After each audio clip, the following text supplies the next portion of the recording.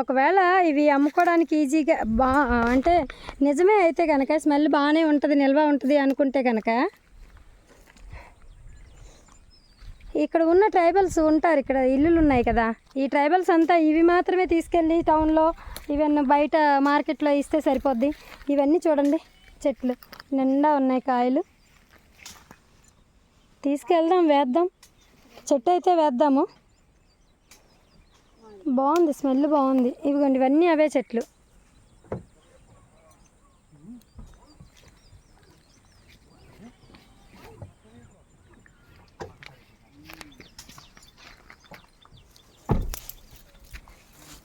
రోజు కొన్ని వేలల్లో చేసేస్తారేమో బిజినెస్, ఒకవేళ బాగుంటే కనుక.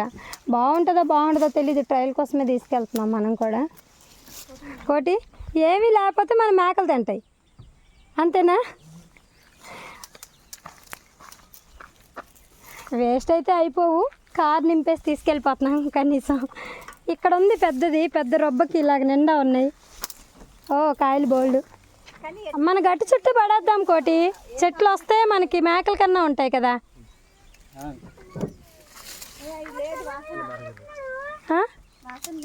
ఇక్కడ చెట్టు దగ్గరికి రా, ఆకు తీయి, చెట్లోంచే తీయి. ఇక్కడ యూజ్ చేయడానికి మాత్రమే యూజ్ అవుతుంది ఇది,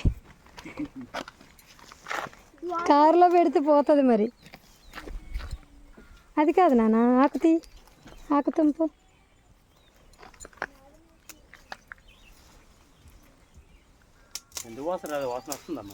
వాసన నీకేం అనిపించట్లే?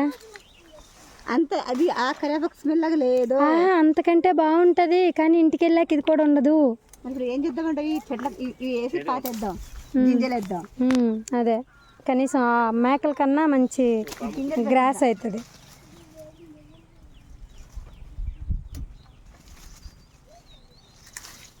తీయండి అవి. ఇవేమన్నా బ్లాక్ బెర్రీస్ లాగా ఉంటే బాగుండేది కదా, తినేవి అయితే బాగుండేది కదా.